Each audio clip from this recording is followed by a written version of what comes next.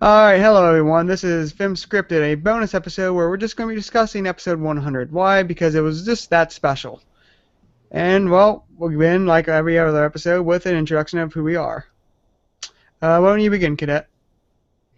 Hello, I'm Cadet Redshirt. Aspiring voice actor. So here to talk about the episode. So excited. Jennifer? Hello, I'm Jennifer, aspiring VA. Yay! And John? Hi, I'm John. Again, aspiring voice actor, and yeah, I live here in Scotland, and I'm currently trying to. I think that's all I can say about myself. Sorry. And hello, I'm the Ninja DC, Derek, and I'm the host really right now, and just sort of do video production stuff. I wanted to say a lot more, but I got a wee bit nervous. But we didn't really, but yeah, with that said, let's begin with everyone's general thoughts on the episode. Where do you really start, though? I think that's a good summary of it right there. Yeah. Yeah. Let's just begin with the overall storyline. What do you think about all the character portrayals? I love them. I was pretty happy with what they did with most of them. Yeah, again, I just loved Dr. Hoops and reintroducing Derpy as a, I don't know, a less silly character than she's ever been, but it worked in a way, I think. She felt more, I was going to say, she felt more goofy and less derpy, sort of like, I would say. Yeah, it felt a bit more organic than it was back then, because, I don't know, it wasn't so much the voice or the way she acted last time, but there was just something that didn't really sit well. I love the fact that Derpy got to speak, but not just a couple sentences. There were like whole scenes with her, and that was amazing. I had everybody. It seemed like a lot of background characters got to shine, and it was so much fun. All right. Well, before we go on, let me just reintroduce Alex. Yeah. Alex. Hey. Unfortunately, I can't stay long because my mom wants me to help her with something, so I'll stay as long as I can, but All right. once she asks me to help her, I have to go. So. All right. Yeah, and Cadet's right now sort of at the will of thunderstorms herself. Yeah. Oh, okay. But yeah, let's just introduce yourself and give your general thoughts on the episode. That's where we're at right now. So yeah, I'm a herd of bronies, one of the analysts on YouTube. So as far as my thoughts on the episode, holy shit, this episode was crazy. Oh, yeah. I mean, really crazy. It was fun. It left me speechless at the end. In fact, I was going to upload a reaction vid, like my initial reactions to to me watching the episode. Hopefully they'll be up later tonight. Yeah? So yeah, you get to watch that. Literally, so many things I could talk about in this episode. It was just jumping around everywhere. A bunch of little side stories. It's not like a lot of the other episodes that we've gotten. It doesn't focus on one. Well, it does focus on one huge event, but it's one event comprised of several smaller events. It's The narrative isn't as coherent as the other episodes are. Right. I think it is what it is. It's like just a big thank you letter to all the fans, because, I mean, I heard somewhere that My Little Pony wasn't really meant to go on for more than 3 seasons. It's only because of the big outburst of fandom that this has even, been possible. So it's just is what it is. It's a kooky, fun episode that just says, "Hey, we're here because of you." It was a great. I thought it was a great big shout out to all the fandom, and Oh, yeah. I absolutely just loved it. When the episode finished, I was just applauding so hard. I loved it. Mm-hmm. I think I just summarized it as in my review. I basically said this is sort of what Magic Duel should have been, where it doesn't just have some fan service, but it actually uses it to tell the story itself. Right. Yeah. And Yeah. because like I said, when you're doing some fan service like to this level, it's like you can't compromise. You must go all the way, or like just do it subtly, not come in the middle. And this episode goes all the way, and it just works with that. And the cool thing is that the background characters kind of were, they were like coming together for another background characters event, and the main six kind of didn't have that much to do with it. Only they didn't have it. It wasn't like the background characters were just trying to help the main six with something. They were just doing their own thing. Oh, yeah. Yeah. It was mentioned once that Pinkie Pie was the wedding planner. And I was like, Goes off to fight And Bugbear. then Rarity was a tailor. yeah, Right, yeah. yeah. It kind of reminds me of that episode of the Powerpuff Girls where, the Powerpuff Girls just said, "Nope, we're not helping you this time. We're gonna sit in these clouds and let you figure it out." Oh yeah, I remember that one where the city of Townsville instead solved their own problems. Or more accurate, it's more like the Simpsons episode when they focus on just the small stories of the latter cast rather than just the main people. Right. But yeah. Does anybody think that maybe a couple of pairings in there are now like for sure made canon? I would think depends. Like I say, even I gave this. I know somebody asked a question. I gave like my shipping scale. Yeah. And I said like Vinyl, like I said, Vinyl and Octavia, they're just friends. Like this seems established that they're just basically roommate friends. It's platonic. But Derpy and Doctor, like they seem to be like friends, but with potential for more. And then Lyra and Bonbon. Lyra and Bonbon is shipped harder than UPS on Christmas. Yeah. I really loved that they made her like a spy with like code name Bonbon, because I'm just like, Whose codename? her official name is Sweetie Drops, and I was just like, oh, it's so great. That was funny, but I felt like that was like, what, did you just figure that out at the last minute? But it's hilarious though. But I'm like, that's a lot to take in, Yeah, like it hit as kind of confusing and just out of nowhere to some people. So I do have to ask, like, how many voices has Bonbon had? So I think 5. what number voice is this one? I think this is number 4. And I hope it's the final one, because that's one thing I want to wrap up. Like, thank gosh they actually got a decent voice. It's Andrew Libman, like So like they actually got someone who sounds good. Like her voice for Bonbon sounds really good. Yeah. All the other ones range from bearable to nails on chalkboard. Yeah. I looked in the credits and I couldn't believe, and I was like, all right, who plays everybody?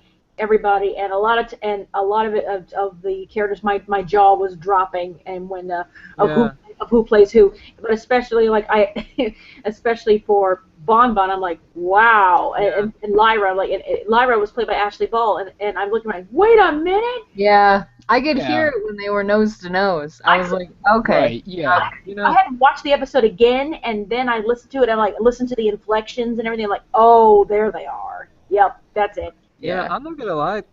This episode is the first time I ever heard of the Stephen Magnet thing.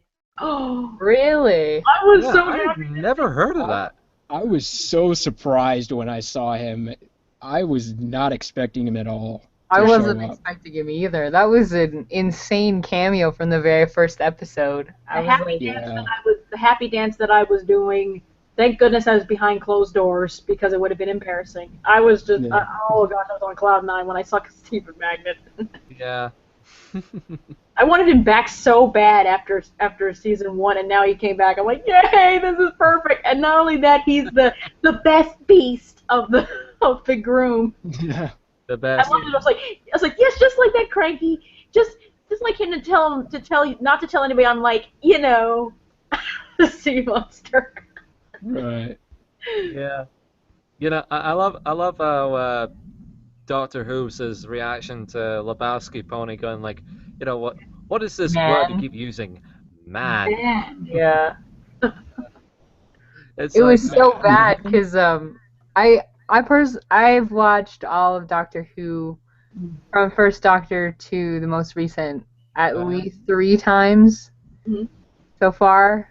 I'm a bit of a fanatic, and so yeah. a lot of the references for him, I was like, I paused it so many times because I was just like, I cannot believe that they just did that. Yeah. Yeah. This is insane. Um, Like there are the obvious ones, but then there were a couple where it was just like so sneaky. I was just like, ugh. It wasn't blatant. To me, I didn't think it wasn't blatant for the Who's reference until he comes out with the scarf. With the scarf, I'm like, okay. Oh no, no, no, Oh, no. it was like it The was part, blatant when he introduced time. It was blatant. Right. oh Right. yeah, from the very beginning. But there was this part where he's talking to Vinyl, yeah. and he does like this. He makes a circle with his hooves. Yes. I was like, that. Of course they're gonna do that. Of course it's wibbly wobbly. Like, of Wibbly course. wobbly, timey wimey stuff. Exactly. He's like, it's times more like a great big ball of wibbly wobbly, and I was like, Oh, oh my gosh, that's they it. totally did that. Oh, I did not catch it until now. Yeah, that's something that I caught. I paused it and I was like, that is a joke that. Oh Yeah. my gosh. I love these. I just love these references. I love it how they sink them in, and you gotta think a little bit until, and when you catch it, you're like, oh, that's it. Yeah. By the way, if anyone hears a sort of demonic whispering behind me, that's my girlfriend Cassie. She's staying over tonight, as well as my dog. And what she's doing right now is she's listening to some headphones because she's never actually seen any of season 5. She's still Oh. coming to the end of season 4. So Spoilers. she's listening to the headphones and she's doing some sign language and BSL. Uh, it's a project we're doing. Like I've got some green screen set up in my flat, and we're gonna be putting her against some videos, with her doing some sign language to songs. Cool. Yeah, it's part of an ongoing project, as well as the voice acting and other stuff. Nice. Anyway, back to the episode. Oh, I'd say like that's a good. I would say transition. I just want like your core summary, but like, what's all of your highlights for this episode? Oh, Well, oh, sorry. and you go ahead. I was just gonna say that I'm a person that looks at the background kind of stuff. Yeah. So like there are a couple of things that I don't know. I can't even think of any right now. I like little cues like that, like the hooves thing that I was talking about earlier. I was like, oh, of course they did that. That's so brilliant. One of that, and then Stephen Magnet grabbing Snowflake and him being the little guy, Oh yeah. or bulk biceps Snowflake, I love little things like that just they make me laugh a lot. Yeah. You know what I loved was the princesses bickering between I- each yeah. other. Oh, Yeah. that I was was so loved that. It's Absolutely. totally how sisters talk to each other too. Like that's how me and my Yeah. sister talk when we get in an argument like that. It was great. Yeah, it was that, and then Shining Armor crying. Versus Cadence was trying to calm him down. Oh, brilliant. I've already seen a comic based on that one.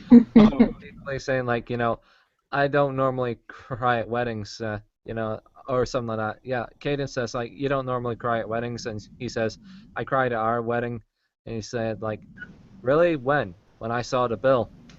oh no. Yeah, it's one of those ones. Oh. Oh.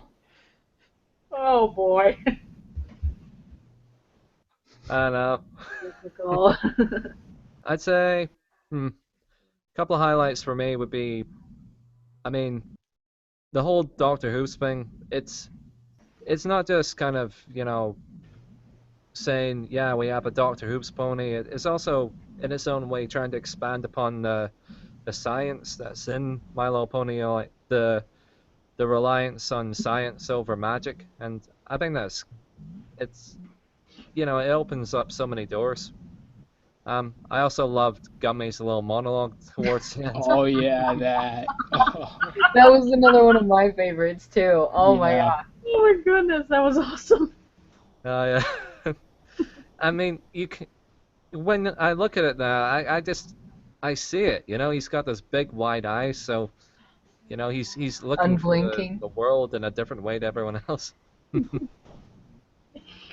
That's Oh, actually my boyfriend's favorite character is Gummy. So I was like, when he sees this episode, Oh yeah. he's gonna flip out. Because he's actually done that while we're watching an episode. He'll give Gummy an existential speech while he's just sitting there in the background. oh, this will be Oh, great. I know. I'm just Oh, like, I man. want to record his reaction because he's gonna be Yes. so amazing. Yes.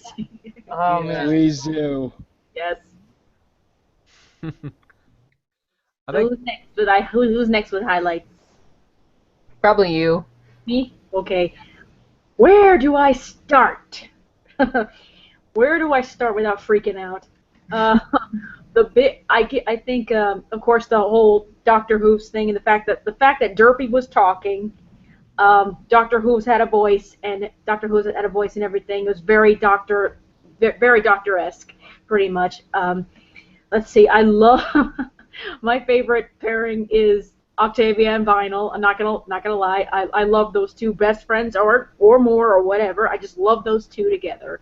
I love it. I love the whole little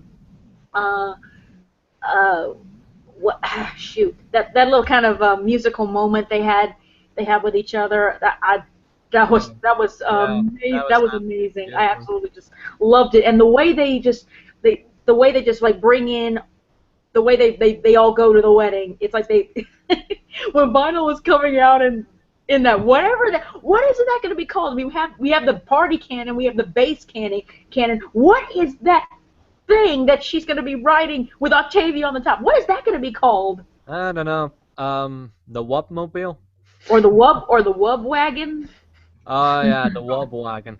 That's a good one. Actually, I think it had been done at a con, because I can't remember. That's the only thing that came to my mind. Whatever, we're for this sake and purpose, we're going to call it the Wub wagon, and how everybody's just getting on the Wub wagon pretty much, and then Because there was the base car, I think, in Equestria Girls Right. too. Yeah. But the Wub train. the Wub train. Yes, I loved it. I loved it how they just got everybody from Button Mash to Thunder Lane to Yeah. Carrot Top to Carrot Top to just they got everybody, and then just like they all trip and they're falling in that church, and of course Yeah, I Gummy's think- monologue. That part was a little weird to me, I guess. It was Yeah, I didn't like that part either. when they It started was- picking up all the background characters from Hearts and Hoops Day. Right, exactly. Another really big highlight was I loved it that Cranky and Matilda got some more airtime and everything. Matilda acted exactly as a bride does on her wedding day, and I loved that scene with her and Stephen Magnet. But there was one really poignant moment that seems like. I love the lessons in My Little Pony. They seem they're great for children, but they're also great for adults. But there was this one that's like, wow, it just seemed like almost so adult or something. But when Matilda was finally calming down, and then she says something really important. She's like, she says like the wedding isn't important, the marriage is, and I was getting ready to applaud because I can agree with that so much. Yeah, But then Stephen Magnet. Oh, you think that, you silly bitch. Honey, the wedding is everything, and I'm thinking, what? That seemed a little out of character for him, but that's the only qualm I've got. That's the only qualm I've got. We've only seen him in one episode. Yeah, I know. I don't know. It just didn't seem like that was. Well, he was know. really upset about his appearance in the first episode that we saw him in. Yeah. He was super upset that his mustache was horrifyingly broken. So it's like appearance to him is basically the most important. Well, I get it. It just kind of like, took me aback a little bit. I was like, wait a minute, just when she had just calmed down? Darn. I don't think we ever really saw what happened after. I Right. think it just kind of went straight to her being hit by the wub wagon. I can't remember. I've only seen it once. I think it was necessary to do that, but it was funny, like her freaking out and everything, and Yeah, it was. trying to get everything together, and they all just did it all. They all just rounded it out at the end. I Yeah. definitely I just loved it. I loved it all. I really did. Did you notice that they seem to recolor Button Mash slightly? Yeah. His colors were a little bit off, and it looked. Yeah, I noticed that. His brown wasn't as saturated, I think. Oh. Yeah. It's more like a lighter brown and a lighter red. Oh, I didn't say that. I don't know. I thought I saw a glimpse of Button Mash, and he looked normal, but I guess I'll have to watch it again just to see. Oh well.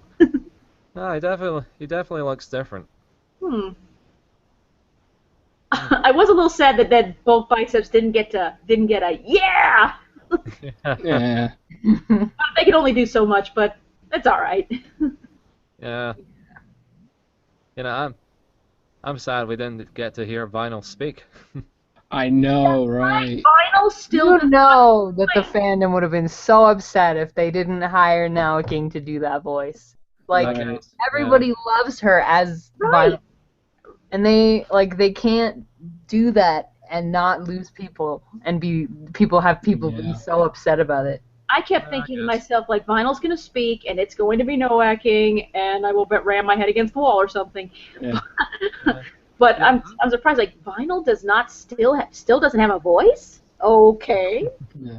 To be honest, when I first heard Noaking's voice for Vinyl, I really wasn't expecting that voice for Vinyl, but now it's just grown on me. Oh, absolutely. Yeah. Absolutely. Actually, the first vinyl voice I really heard was a radio play of my favorite Vinyl Tabby Fic vinyl scratch tapes, and I cannot remember for the life of me who it is, but I know they voiced Vinyl during that, and I thought that was a pretty good voice. But I don't know, something about Noackings and just grows on you. You know? Maybe it was Isa Nelliclam, whatever her name is. She seems to be around a lot. I mean, I think she voices Octavia in a couple of things. Oh yeah, I'm glad they made Octavia British.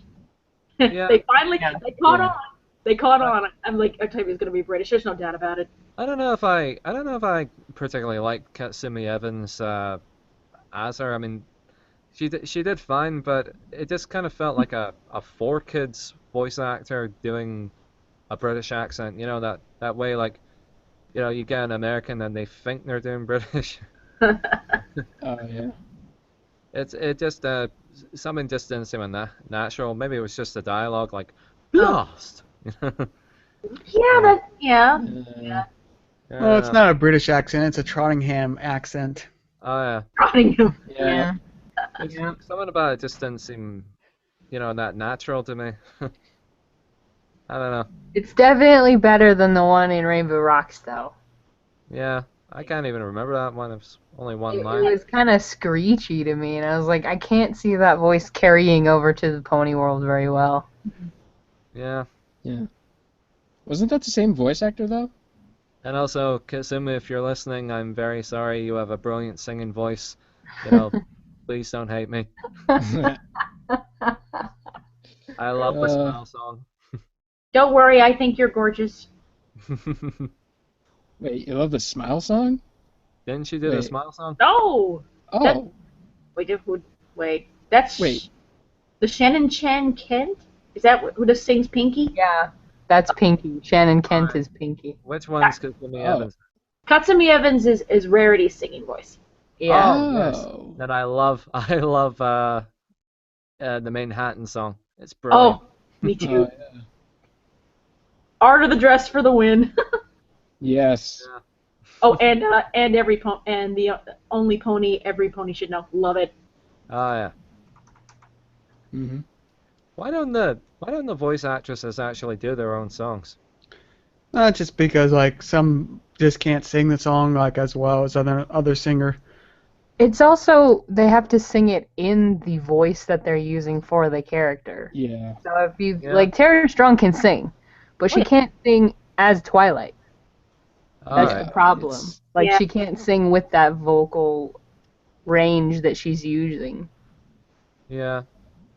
That's a shame. So- unless you're using your natural voice for characters, it's kind of gonna be hard to sing in a different voice.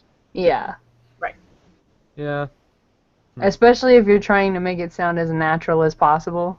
Oh yeah. Otherwise, you sound like you're straining, and then you're not breathing too hard, or you're holding notes too long. The whole thing is about staying in character, I guess, when you're singing, right? Yeah. Oh, yeah. I think the two that actually do like their song the most, one is Ashley Ball, because she actually is a singer. Right. Oh, yeah. Yeah. Yeah. And then also I think Andrew Libman does a lot of like the less singy songs for like Pinkie Pie and Fluttershy. Yeah. Like the little tiny snippets in between.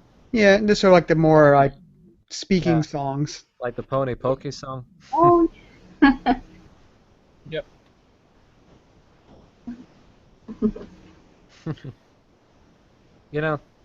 For some reason I'm reminded of this thing I heard in the Animaniacs, off the camera sort of interview. Something about, they said that they learned that if you write songs into a show, then you get more money for it or something. I don't know. I don't know why I'm mentioning that. It's totally out of context. Total deal for soundtracks and live performances. Yeah, I don't know. It was something I heard. Or they could do what this fandom does and make remixes out of it. Oh, yeah. I mean, can you imagine a dubstep mix of the Animaniacs theme song? Oh, I could. Yeah, I mean, have you actually seen the official album, Vinyl Scratches album or something? I mean, I think there's like 4 versions of the theme song. Oh, wow. Or, I don't know. I have to check the list again. Mm.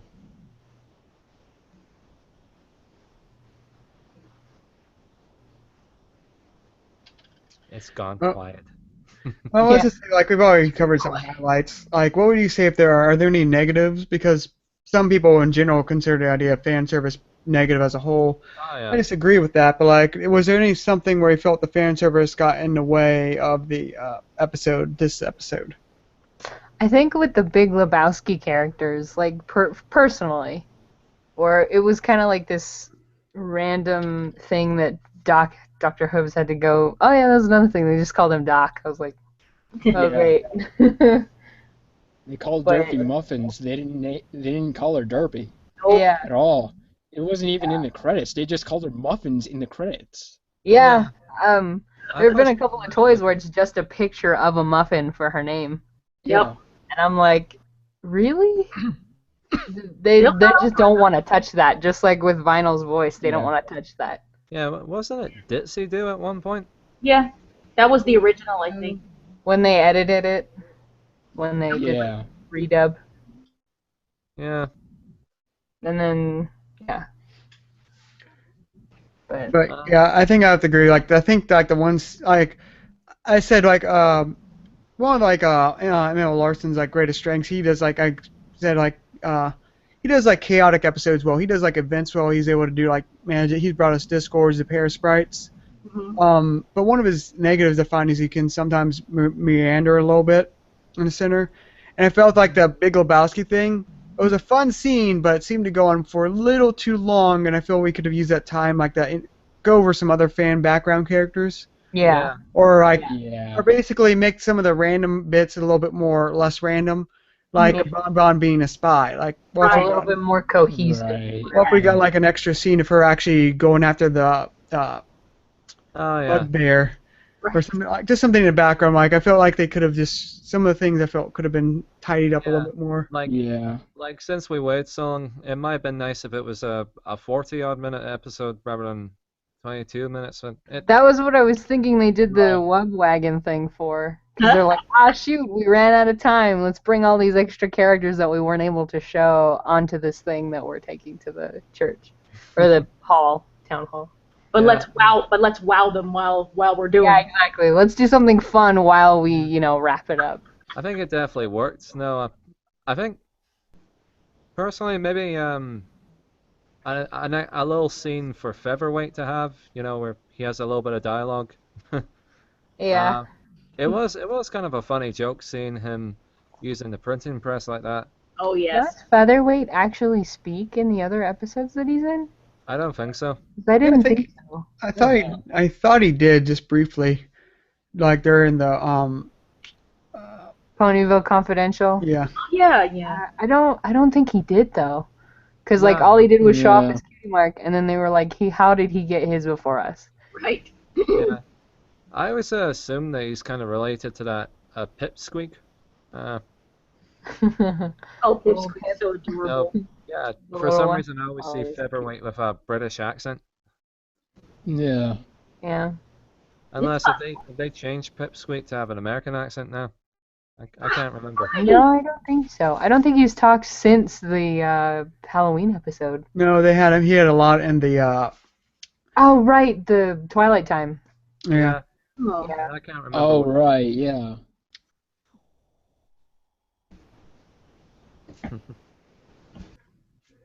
Yeah. Which I think I think he still had his accent, but it just wasn't as thick as it was before. Yeah, That might be because of, actor aging, too. yeah, they changed that's voice actors.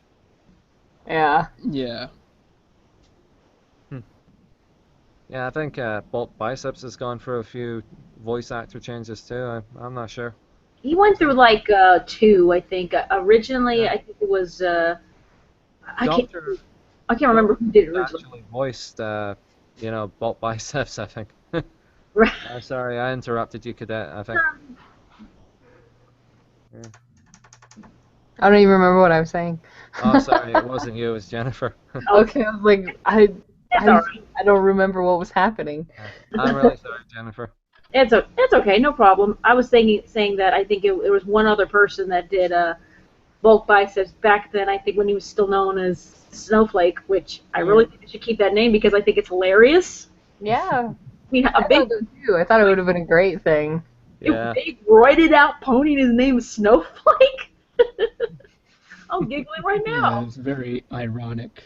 I Yeah. know. Yeah. It's a great visual gag, and but he was voiced by somebody else, and I don't remember who. But then I believe it was Michael Dobson that took over now bulk biceps. Yeah. So it's really just two people. So Yeah, and I believe he voiced Doctor Hooves in this episode. actually, it was Peter New. Yeah, it was Ah. Peter New. Yeah. Yeah, I know he voiced someone else. I can't remember who it was. Was it It said in the probably? credits. Oh, it was Goldie Delicious. Uh-huh. Goldie Delicious, and I think there was a doctor character he did. There was a doctor character that he did, but not Dr. Hooves. Yeah. Right. So I looked in the credits and I was like, all right, who plays Doctor? And I looked, Oh, and I was like, oh, Oh God, oh my God. what if they had a little segment for the screwball pony? Oh, Oh, right. Oh my goodness. Yeah. That'd be. They But- need another one of these episodes. I mean, I bet they're gonna do that sometime. Have another One Batman pony episode. I'm actually scared of What Screwball. was episode 50 even? I don't think we'll probably get an episode like this for a while. But what we might get is actually those characters actually having a bigger part in the background. Yeah. Oh, Is what I'm thinking. Yeah. Now I'm thinking, I wonder what Screwball really would sound like. Yeah. Ah, Oh. something else I was gonna say, and I totally forgot what I was gonna say. Oh, right. Okay. Another random Dr. Hooves moment is during the wedding when he grabs Roseleg's face and says it was love. I was like, Yeah. no! Of course they did that. Doctor and Rose. It was so bad. Yeah, Yeah. speaking of Rose, when Derpy shocked herself with that machine in the beginning of the episode, her mane kind of flattened. Do you think that was anything to do with Rose Tyler? Because her Yeah, second nose is quite. absolutely, Yeah. absolutely. They put it in like between the zaps, but I saw it. I totally did. I was like, oh my Yeah, gosh. I know they made her Oh. look like Rose. Ah. All right, actually, though we were speaking like how we don't think this necessarily like some episode like this will be happening for a while because it's special. What do you think about like future Yeah. episodes because of this episode? Like any future predictions or hopes? Mm. Well, I mean, they have been pandering us just enough throughout the whole season, so I think they're gonna keep doing that, no matter what. Just like tiny little things throughout as we go. What I think this is gonna do is the show staff is gonna be kind of lenient with who they use. I mean, they might start using background ponies more now. Like the next episode, right up is if you've seen the preview for it, we've got like three ponies that we've actually seen in the very first episode. Really? Yeah, it was Twilight's friends from Camelot. Oh yeah, and we're also seeing the return of the buffaloes. Um, That's right. No, I think they're yaks or something like that. I forget the preview. really? I think it's something different from buffalo. I think they're like buffalo-ish, but not buffalo. I Can't was remember. sure You they might be were right. wearing Indian headdress. Oh well. You might be right. I can't remember. Yeah. Well, I mean, there are multiple tribes. I mean, they could have done something with that. Yeah. I don't know what they're doing to the yeah, characters. Someone mentioned Twilight's friends from the first episode are coming back. Yeah, I think it was in Yeah. the preview. I can't really. It's hard to tell which ones they're gonna be in because they actually mix like the next two episodes previews into one. Yeah. Yeah.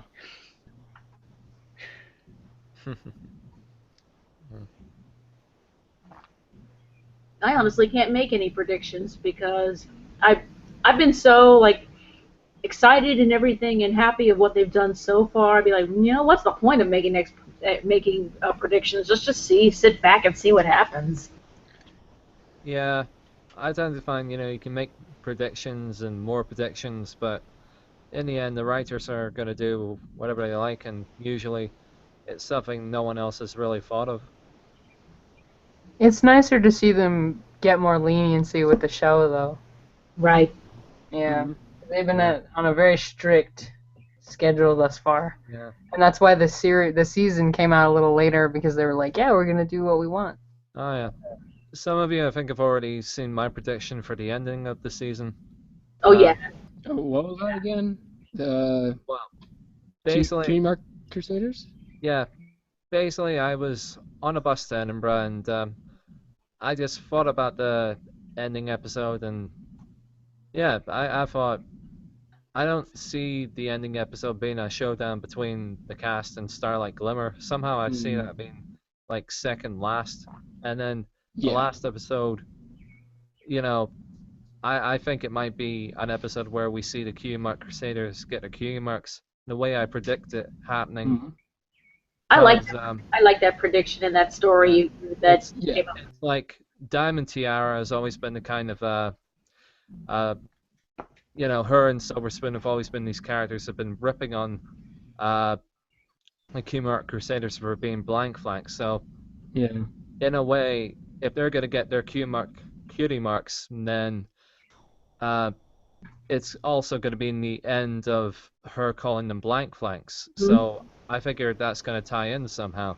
So the way I see it, it's going to be like a Luna, another Luna Dream episode, but this time it's like Silver Spoon toying with Diamond Tiara in order to get her to appreciate her more.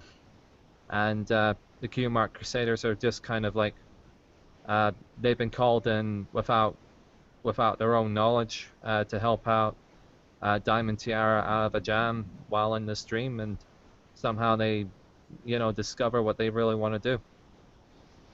Yeah, I like that. I like that prediction. Yeah. Yeah, I mean, I really do. I believe, at least I really do hope like the CMC do get their cutie marks.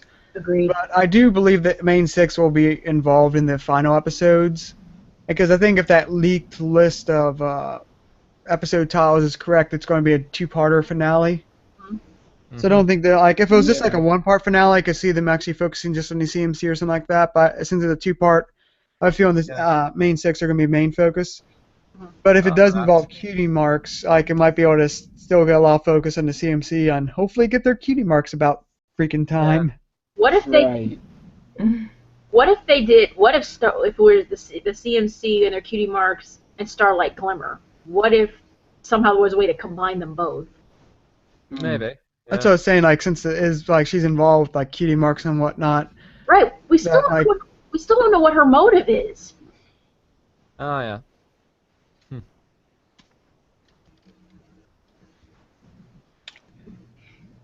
Hey, sorry everybody, I gotta go.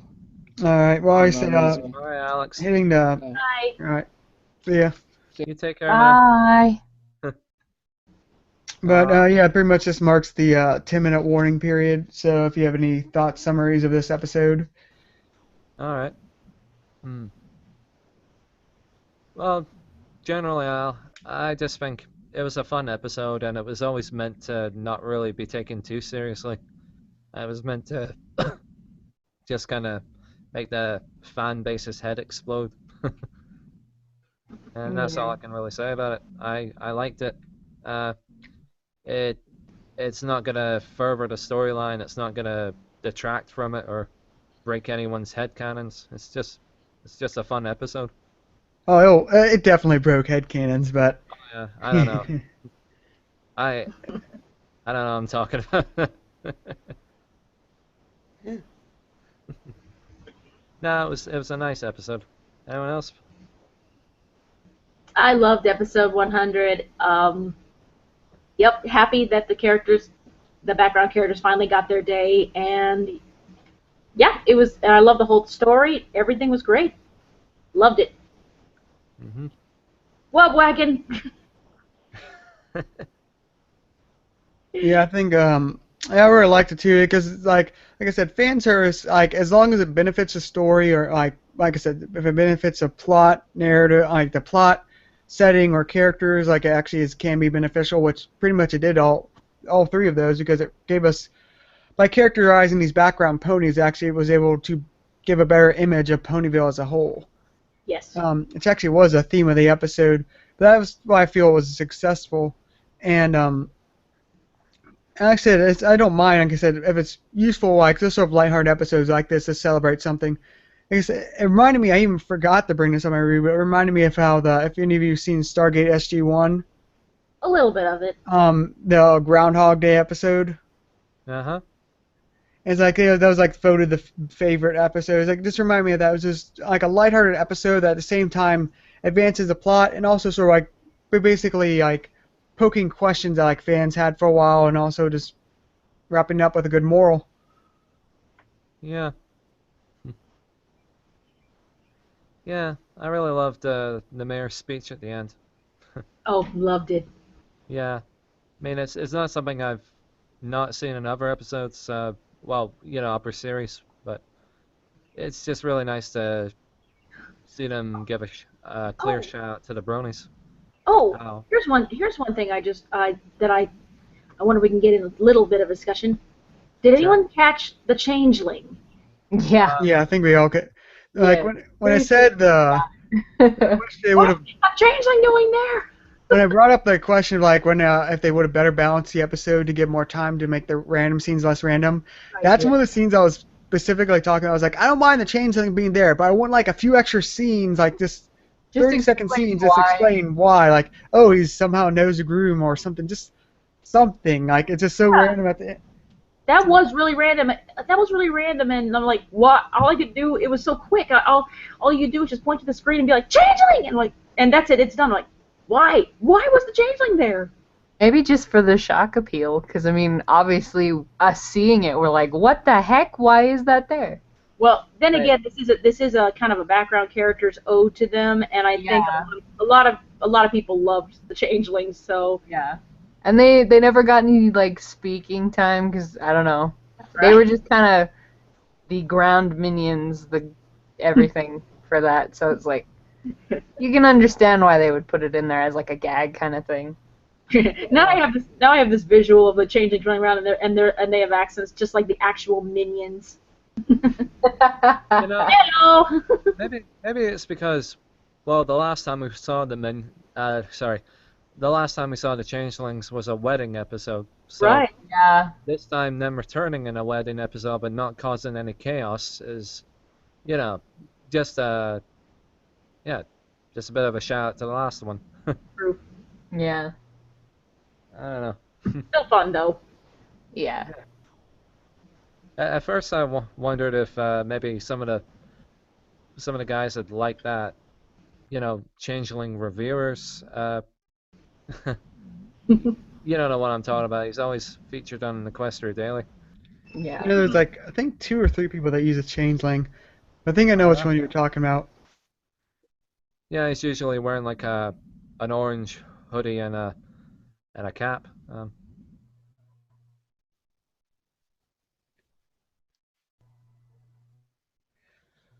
But yeah, if anyone has any final thoughts, or hmm it was just an awesome episode.